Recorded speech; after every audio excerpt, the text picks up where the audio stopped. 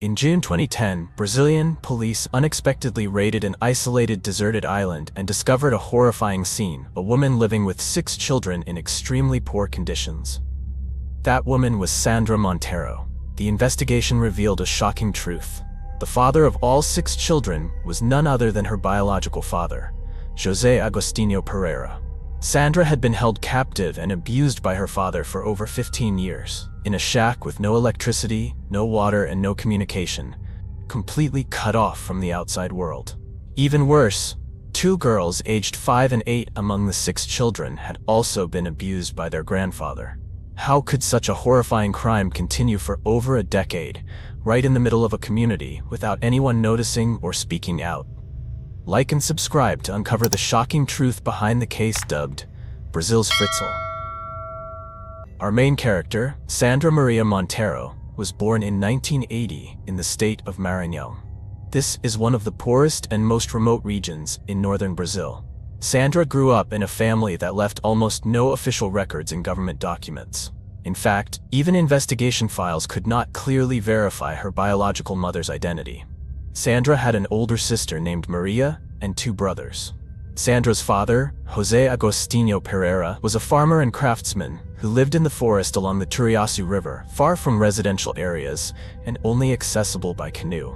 According to local residents, José was known as a violent man who exercised total control and tended to isolate his wife and children completely from the community.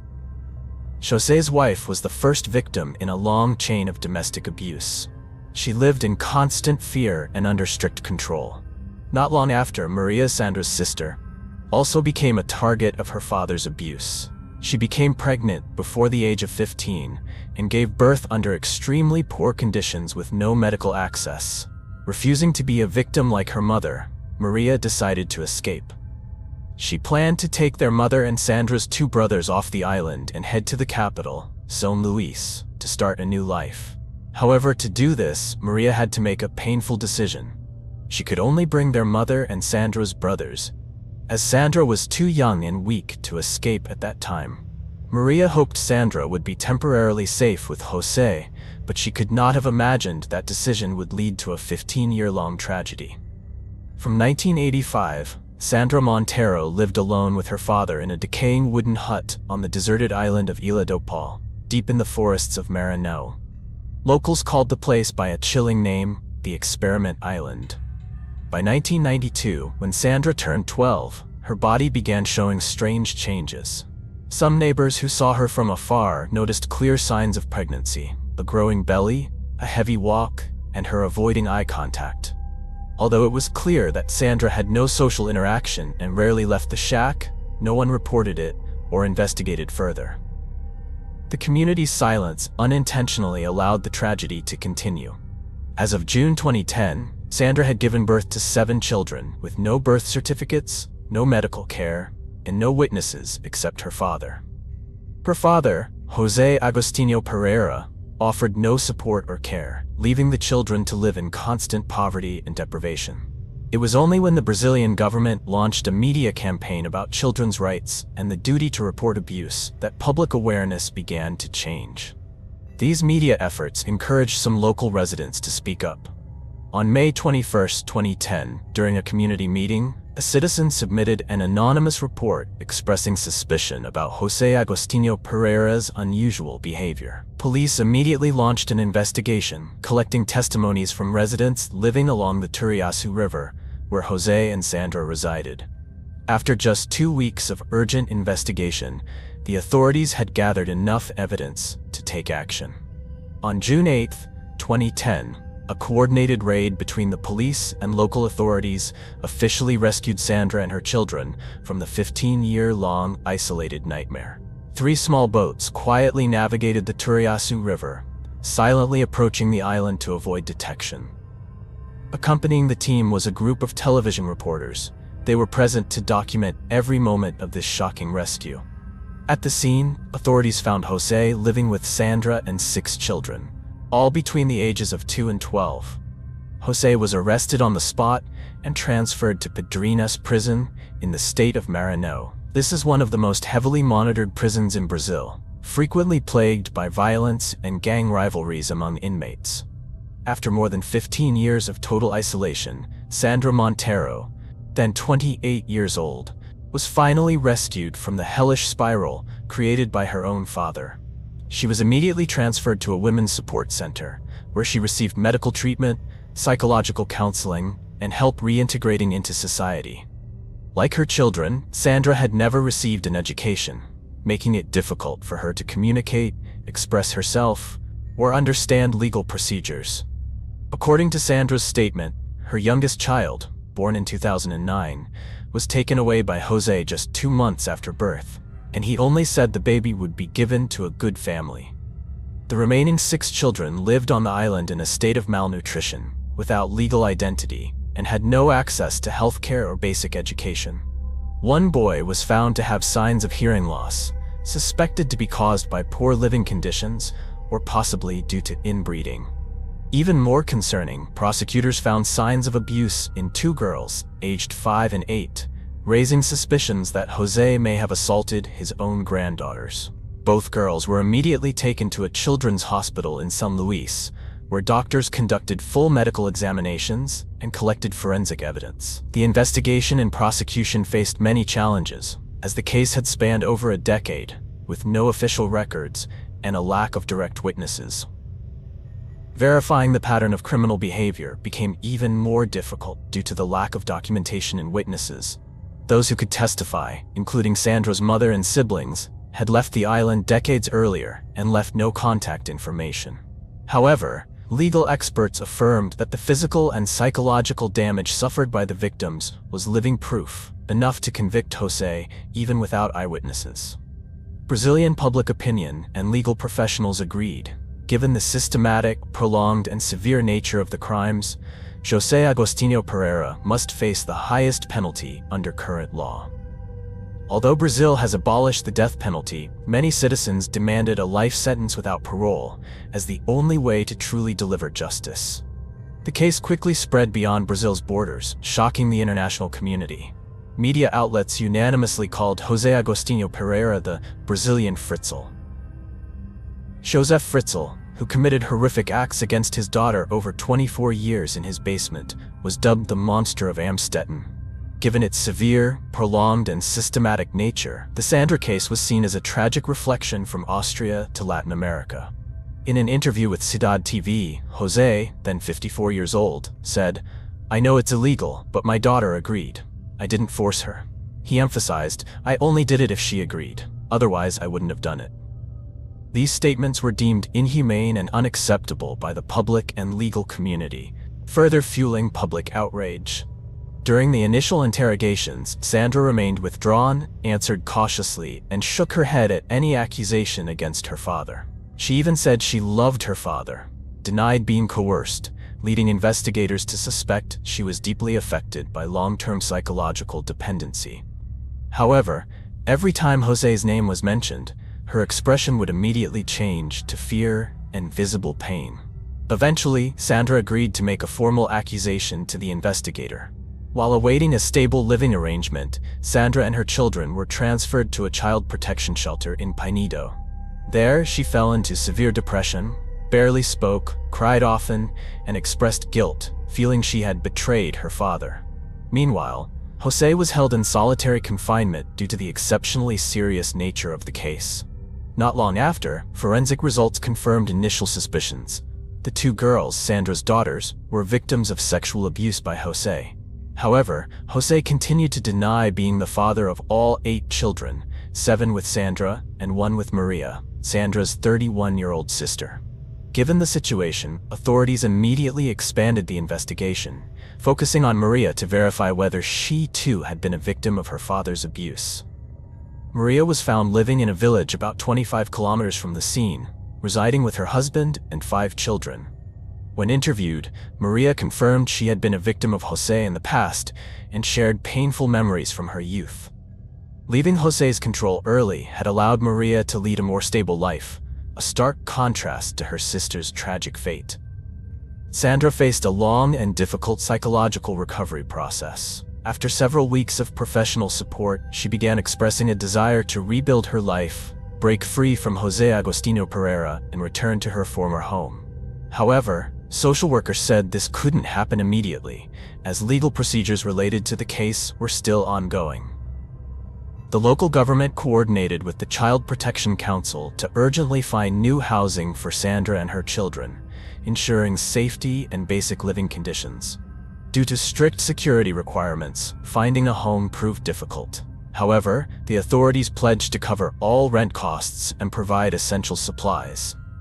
On June 12, 2010, the Public Prosecutor's Office issued a detention order for José Agostinho Pereira to ensure Sandra and her children's safety and prevent his escape. After several days of searching, a suitable home was arranged so they could start a new life. On June 15, 2010, with the support of authorities, Sandra and her children were moved to their new residence, a spacious house with 5 bedrooms, near the Child Protection Council's headquarters. This location was chosen for ease of monitoring, support, and care from social workers. The family was enrolled in a special support program to recover both physical and psychological health. At the same time Sandra settled into her new home, the investigation entered the stage of finalizing the case files. To strengthen the charges, police requested DNA testing to confirm paternity between José and the children, a key step in prosecution. After weeks of tense waiting, DNA test results were officially released. All 7 of Sandra's children and 1 child of Maria, Sandra's sister, were biologically José Agostinho Pereira's. This result marked the end of José's cruel actions. Based on DNA evidence and investigative records, José Agostinho Pereira was prosecuted for crimes against female family members, including his daughter and granddaughter. On December 16, 2010, the court sentenced José Agostinho Pereira to 63 years in prison. However, under Brazilian law, he must serve at least 20 years before being eligible to request a sentence reduction. After the trial, José was transferred to a temporary detention center housing many inmates awaiting reassignment to correctional facilities. He was also placed on the list to be transferred to a prison near his previous place of residence. However, severe overcrowding at the facility led to an unexpected incident. Around 9 p.m. on February 7, 2011, a group of inmates began expressing dissatisfaction over cramped conditions. Tensions quickly escalated into a major riot. After a failed escape attempt, the leaders of the riot took several inmates hostage and issued demands to the authorities. In addition to standard demands, they also requested stimulants and meals brought by family members. Official negotiations began at 6 a.m. on February 8, 2011. Security forces, including riot police, were immediately deployed and sealed off the entire prison area. By around 9 a.m., government officials reported that the situation remained highly critical. The rioters had killed 2 inmates to show determination and threatened further violence if their demands were not met. A special negotiation team, including a lawyer, a priest, and a pastor, was formed to ease the situation. About an hour after their involvement, over 100 police officers and special forces were deployed, ready to respond to any worst-case scenario in the prison. By the afternoon of February 8, 2011, authorities declared the situation under control and officially ended the prison riot. According to public security sources, there were no casualties among the police. However, 6 inmate deaths were reported. Notably, all the victims were individuals accused or convicted of crimes involving children. Among them was José Agostinho Bispo Pereira, recently sentenced to 63 years in prison just 2 months earlier. On February 9, 2011, the Brazilian Congress reaffirmed its commitment to long-term financial support for Sandra and her children. However, the proposal faced strong opposition from the Committee on Constitution, Justice and Citizenship, delaying the process. In 2013, the Human Rights and Minorities Committee took over Sandra's complaint to promote support mechanisms. Nevertheless, after many months, Sandra's family still had not received meaningful assistance and continued to live in difficult conditions. Due to the lack of support, the public prosecutor suggested Sandra file a civil lawsuit against the state government. The reason was that José, father of Sandra's children, had died while in custody under state management. The main goal of the lawsuit was to improve living conditions for Sandra and her children. At the same time, the lawyers hoped the lawsuit would raise social awareness about the lack of protection for women and children, which leads to such tragedies. Although there are no official statistics, many organizations and activists believe that cases like Sandra's are not isolated in this region. Sandra's story is a powerful indictment against the silence of society, sometimes more cruel than the crime itself. Protecting children is not an individual duty, but a collective call from all of society. What do you think about this case? Leave a comment below and share your thoughts with us. This video ends here. If you found the story compelling, please like, subscribe, and share to support us. Thank you, and see you in the next video. For a decade, a man used drugs to control his own daughter, turning her into a slave to satisfy his carnal desires. This man was none other than one of the greatest legends in the world of music. Things went beyond imagination when, on the night before his daughter's wedding, he assaulted her while she was unconscious after being drugged. It wasn't just a fleeting nightmare. It was the beginning of a life in hell. It took more than 30 years before the girl had the courage to tell the full story, exposing the true face of a music legend the world once revered. The question now is, who was he? What really happened behind the closed doors of this powerful family? Don't take your eyes off the screen. This video will reveal shocking details and the most disturbing mysteries you've never heard of. Like and subscribe to our channel to explore this story with us right now. On September 23, 2009, a shocking revelation spread across newspapers in Los Angeles, California, USA. Mackenzie Phillips, a former actress and singer known in the entertainment industry, stepped into the spotlight with a horrifying disclosure.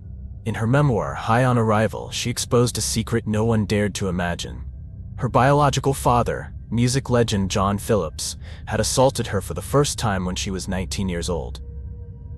On the night before her wedding. As soon as the book was released, Mackenzie appeared in a televised interview, sitting in front of the camera with teary eyes and a trembling voice as she read aloud the painful lines from her own book. "I had to take a lot of pills, and so did my father. I even willingly went to bed with him." A moment that left the entire studio in stunned silence. How could this be possible? How could a father, a music legend, turn his own daughter into a slave in the shadows? Was this the truth, or just an exaggerated story to gain more fame? To answer this question, we have to go back in time to John's childhood. John, full name John Edmund Andrew Phillips, was born on August 30, 1935, in Parris Island, South Carolina, USA. He grew up in a family where his father was a strict military officer, and his mother was an ambitious woman. From a young age, John showed intelligence and creativity, but also had a strong desire to control and manipulate others, frequently complaining about anything that didn't go his way. John had little interest in studying and spent most of his time rebelling. Although he attended several prestigious schools, including Linton Hall Military Academy and Hampton-Sydney College, he never fully committed to academics. For John, life was a game of power. You either dominated or were dominated. In the early 1950s, at just 15 years old, he ventured into music, forming his first band, The Journeymen, a folk rock group that never gained significant popularity but helped him learn how the music industry worked. This was his stepping stone to greater success. In 1965, John Phillips founded the Mamas and the Papas, a pioneering folk rock band of the 1960s, along with his wife, Michelle Phillips, and two other singers, Cass Elliot and Denny Doherty. The band quickly skyrocketed to fame, becoming one of the biggest names in music at the time. Within a short period, the Mamas and the Papas achieved global recognition with timeless hits like California Dreamin', Monday Monday, and Go Where You Wanna Go. John Phillips was not just the founder but the mastermind behind the band's success. He was a composer, musician, and producer, a genius capable of turning any idea into influential music. Within the band, John held absolute power. No decisions were made without his approval. He controlled every member's career, dictating what they wore, what they sang, and even how they lived their personal lives. And one thing is almost certain: power always comes with scandal. As the band reached its peak in the late 1960s, John sank into drug addiction. He used cocaine, heroin, LSD, and anything money could buy. Drugs led to serious conflicts within the Mamas and the Papas. John was overly controlling of Michelle, forcing her to abide by his strict rules. But Michelle wasn't someone who could be easily controlled. When she had an affair with Denny Doherty, the band's male vocalist, John flew into a rage and kicked Michelle out of the group in 1966. After finalizing his divorce from Michelle in 1970, John continued to indulge in reckless relationships, extravagant parties, and drugs. He married his second wife, Genevieve White, a South African model and singer. This was also the period when John attempted a solo career. However, he never recaptured the glory of his days with the Mamas and the Papas. He shifted his focus to music production, working with artists like Mick Jagger and Keith Richards of the Rolling Stones. Despite this, his career continued to decline due to his worsening drug addiction. In 1977, John held his final performance with the members of the Mamas and the Papas, but his frail condition as a drug addict prevented him from performing as he once did. The concert became a disaster, as he couldn't even remember the lyrics to his own songs. In the early 1980s, John was arrested for drug possession. He was sentenced in 1981, but was given probation due to his fame and powerful connections. Later, he claimed to have recovered from addiction and published his memoir, Papa John, in 1986, where he admitted to his debauchery but omitted his more serious crimes. Those crimes would later be exposed by his own daughter, Mackenzie Phillips. However, he passed away in 2001 at the age of 65 due to heart failure, taking his dark secrets to the grave. Until Mackenzie Phillips spoke out in 2009. She was the daughter of Susan Adams, John Phillips's first wife, and was born in November 1959 in Alexandria, Virginia. From an early age, Mackenzie was surrounded by extravagant parties filled with alcohol, drugs, and debauchery. She gained fame early on. At just 12 years old, Mackenzie auditioned for George Lucas's film American Graffiti. She was cast in the role of Carol Morrison, which earned her widespread recognition, and overnight, she became one of Hollywood's most promising child stars. In the 1970s, she played the teenage role of Julie Cooper in the long-running television series One Day at a Time, earning $50,000 per week, equivalent to approximately $280,563.73 today. During the show's third season in 1977, Mackenzie was arrested for disorderly conduct. Due to drug and alcohol abuse, Mackenzie started arriving late and was often incoherent during rehearsals. The producers gave her a 6-week break to recover from addiction, but ultimately had to fire her in 1980. After 2 near-fatal drug overdoses, Phillips voluntarily admitted herself to Fair Oaks Hospital for treatment. In 1981, the producers of One Day at a Time invited her back to the show. However, in 1982, Phillips relapsed into cocaine addiction, and the following year, she collapsed on set. After refusing a drug test, she was permanently fired, and her character was written out of the series. In 1992, Phillips entered a 9-month drug rehabilitation program. From the mid-1980s to the early 1990s, Phillips performed as a singer and toured with a reunited version of the Mamas and the Papas, known as the New Mamas and the Papas. In 1999, Phillips starred alongside Cara DeLizia in the Disney Channel series So Weird, playing a fictional rock star named Molly Phillips. She sang original songs composed by the show's producers, John Cooksey and Anne-Marie Montad. In 2002, she appeared in the Disney Channel original film Double Teamed. Phillips also guest starred in episodes of ER, Without a Trace, Seventh Heaven, Cold Case, and Beverly Hills 90210. Despite her career successes, her journey was repeatedly interrupted by drug addiction. On August 27, 2008, she was arrested by Los Angeles Airport Police for possession of cocaine and heroin after undergoing a security check. In September 2009, her memoir High on Arrival was released, and she later appeared on The Oprah Winfrey Show in a 1-hour interview. The memoir detailed her descent into addiction and how it affected her entire life. She also recounted in detail how her father, John Phillips, used drugs to manipulate his daughter's mind to serve his depraved desires. Mackenzie wrote in her book, which ranked 13th on Amazon.com's bestseller list, "My father was not a man of prejudice. He was always full of love and drowning in drugs. the night before her wedding. She felt the hot breath of someone beside her. A hand slid down her arm, gentle yet firm.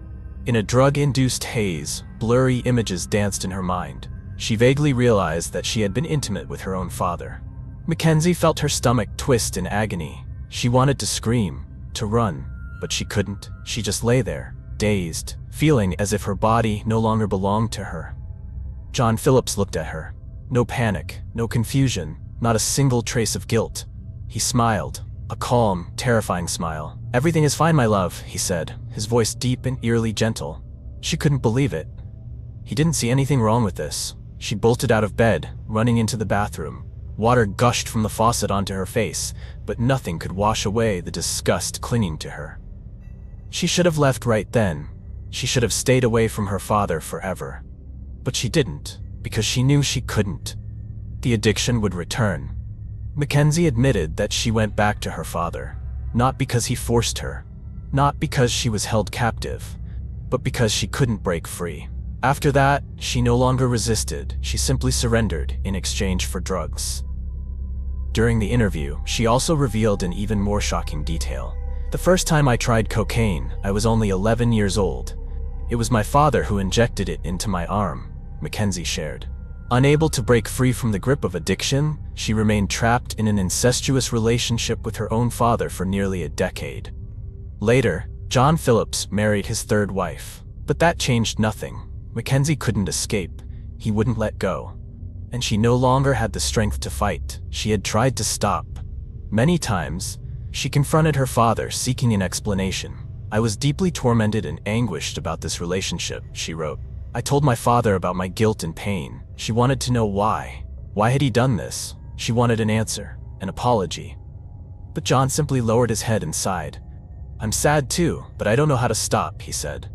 Those words were like a sentence. No remorse, no change, just an irreversible reality. Then, one day, John made an unthinkable proposal. "Let's run away," he said, his eyes flashing with madness. "Let's run away," he repeated, his gaze filled with reckless determination. "I've thought it through.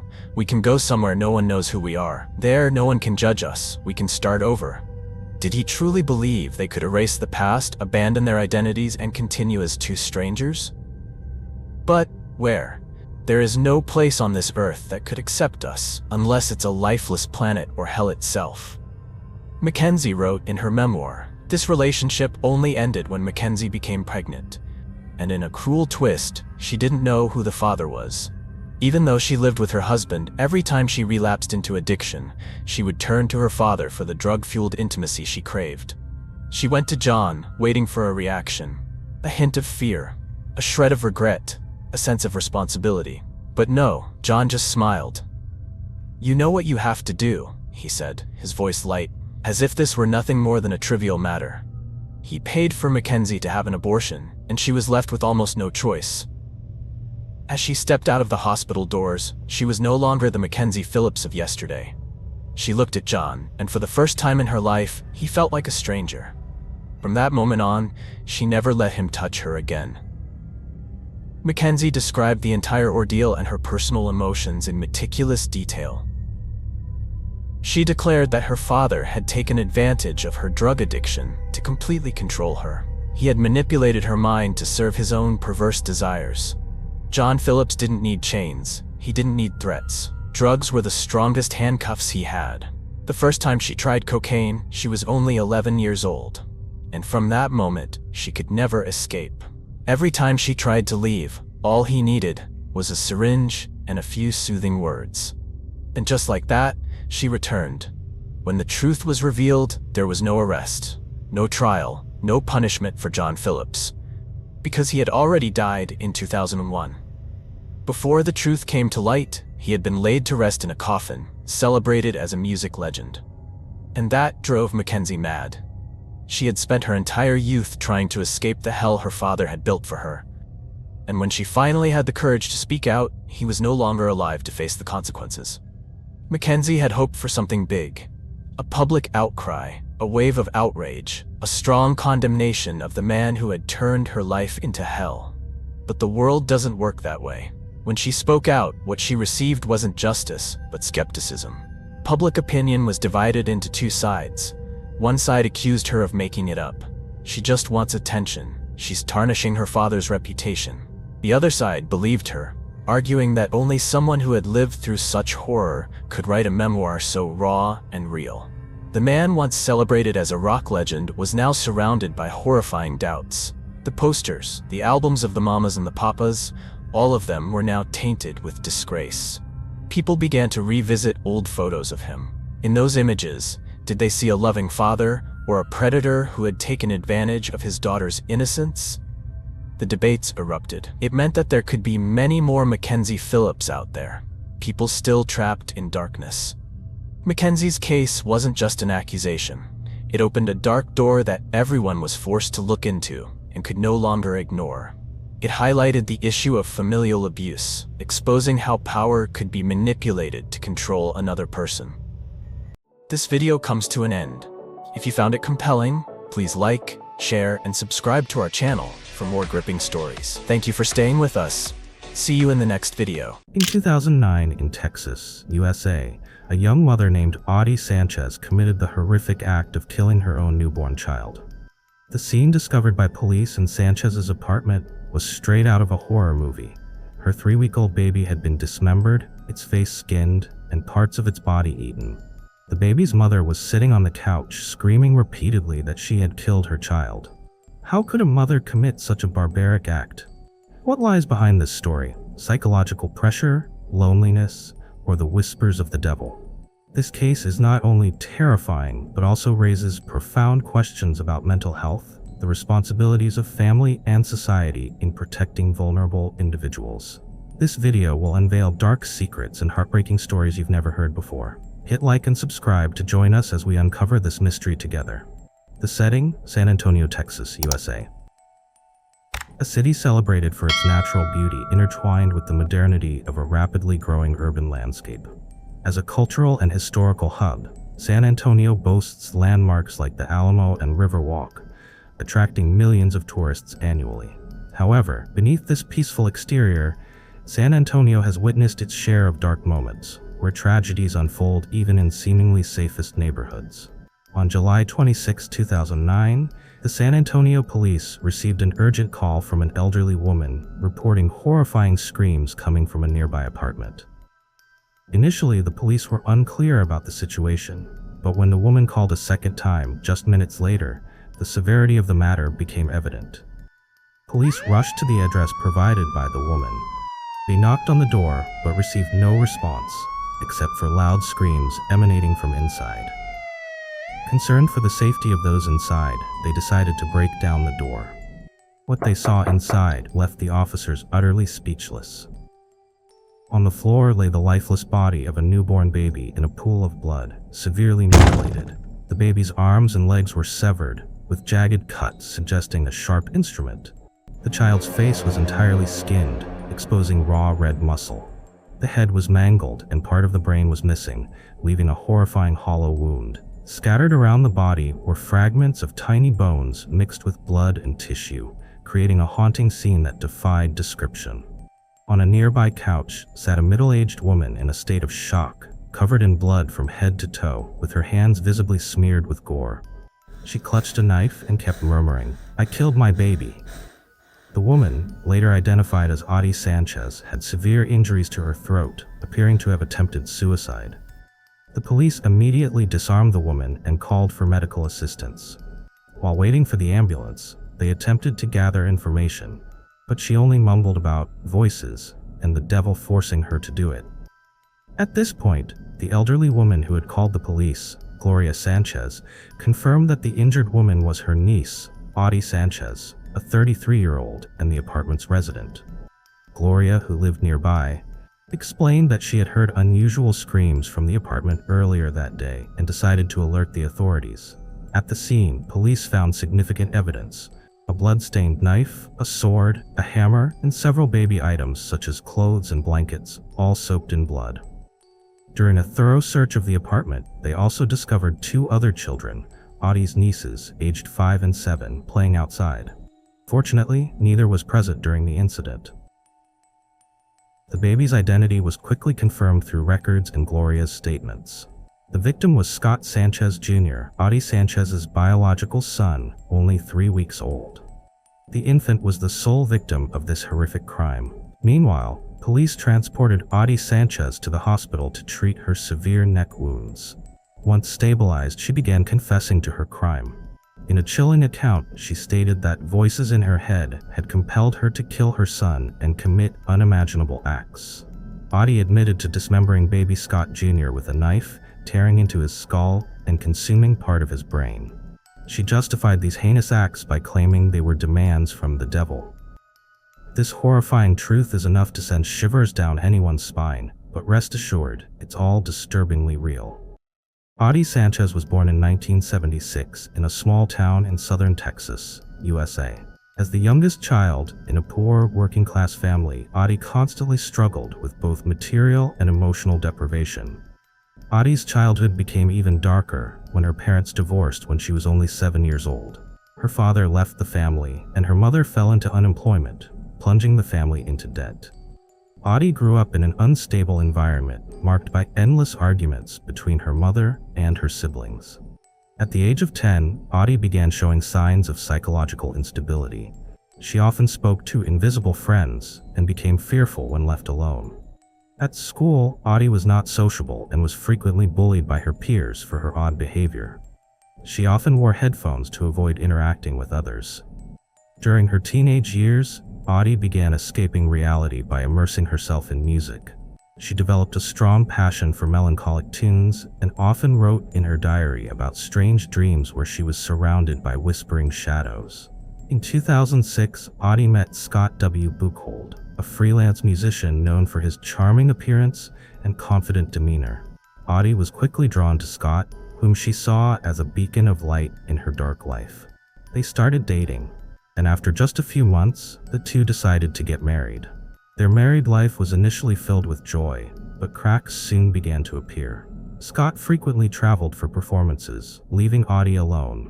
During this time, she began feeling lonely and restless, leading her to suspect her husband of infidelity. In 2008, Otty became pregnant with their first child, which seemed to bring hope to their small family. However, during her pregnancy, Otty gradually fell into anxiety and paranoia. She often woke up in the middle of the night, claiming to hear the cries of a baby, even though her child was still in her womb.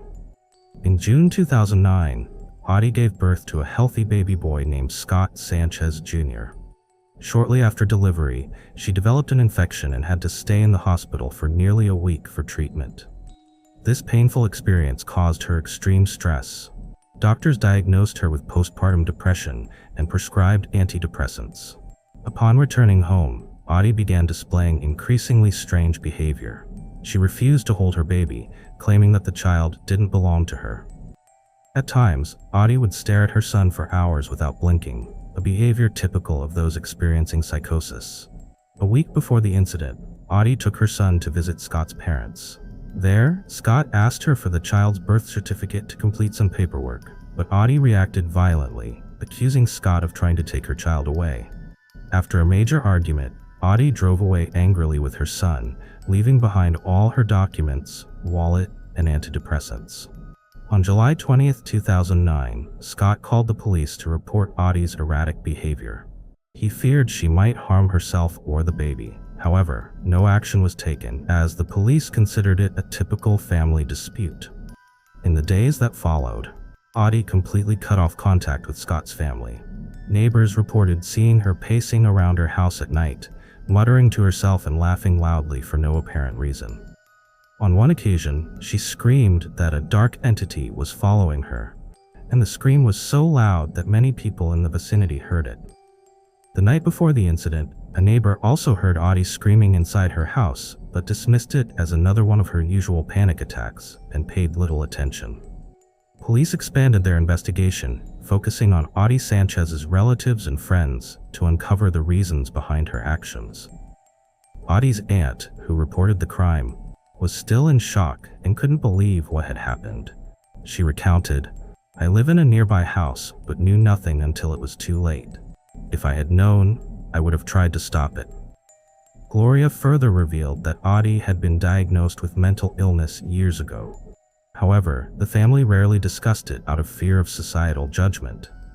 She also didn't know which hospital Otty had been treated at, but mentioned that the hospital had called a few months prior, asking her to come in for a checkup. Otty used to say that she heard voices in her head. They never stopped and always whispered terrible things. "I think those voices controlled her actions," Gloria said, her voice trembling. A few days before the incident, Otty stopped eating and often cried alone. "I don't think my niece was aware of what she was doing. She's a mental health patient, and her actions were not deliberate." When asked about Otty's family circumstances, Gloria admitted that the child's death was not only due to mental illness, but also deep emotional trauma. Her husband abandoned her just days before this happened. "I believe that completely broke her." Meanwhile, Scott W. Buchholz, Otty's ex-husband and the victim's father, was also questioned by police.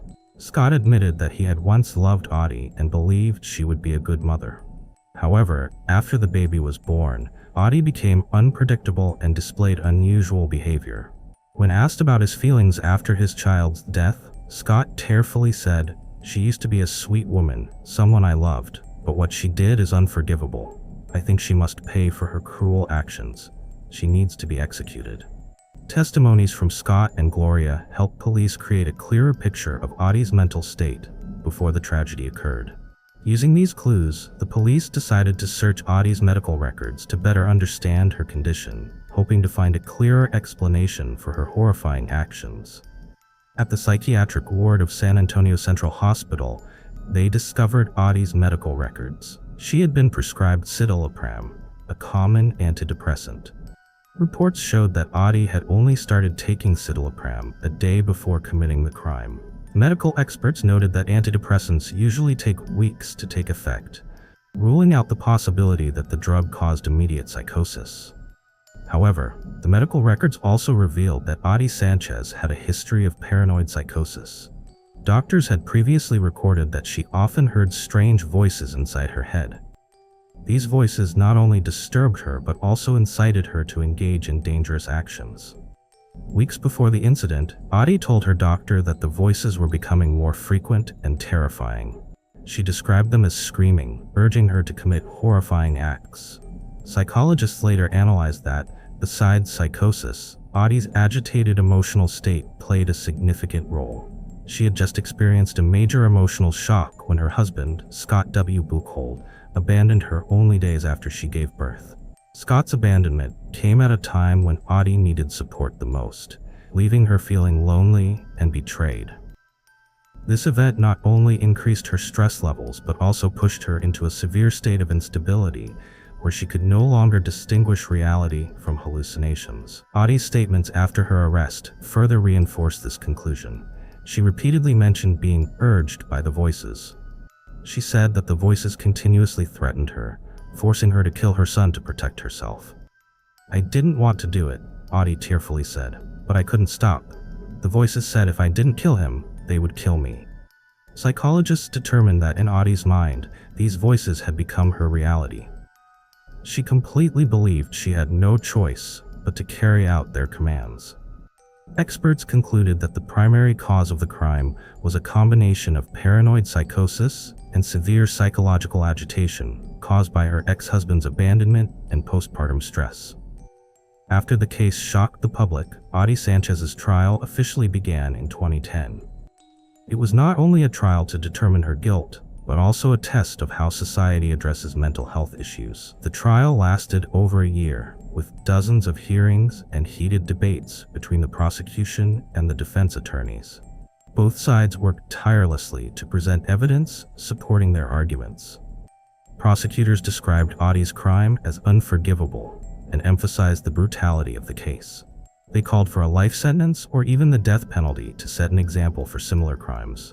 The defense attorneys argued that Otty was completely unaware of her actions at the time of the crime.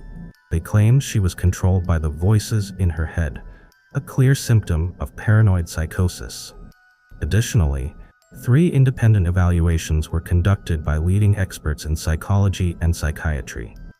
The assessments concluded that Otty Sanchez suffered from severe schizophrenia and was significantly affected by delusions. They affirmed that she was unable to distinguish right from wrong or control her actions at the time of the crime. After months of debate, the judge delivered the final decision. Otty Sanchez was not sentenced to prison or the death penalty, but was instead committed to a high-security psychiatric facility. Instead of punishment, Otty required long-term treatment to ensure she was no longer a threat to the community or herself. Otty would only be allowed to return to society after undergoing strict medical evaluations and being confirmed as fully recovered. This was intended to protect both her and the community. Some supported this decision, calling it a humane way to handle individuals with severe mental illness.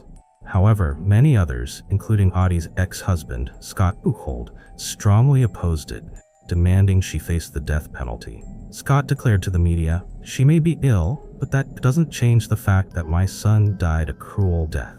Justice must be served." In the days following the verdict, protests took place outside the courthouse. Some mental health advocacy groups called for society to approach this issue with more empathy and understanding. At the psychiatric facility, Otty began receiving intensive treatment. Doctors closely monitored her condition and implemented psychological therapies to reduce her delusions. However, her reintegration into society likely remains a distant prospect. Otty Sanchez's case became a classic example of how to handle mentally ill offenders, raising significant questions about society's responsibility to support individuals at high risk of endangering the community. This concludes the video. Thank you for following this gripping story. If you found this video interesting, don't forget to like, subscribe, and turn on notifications to stay updated with more fascinating stories.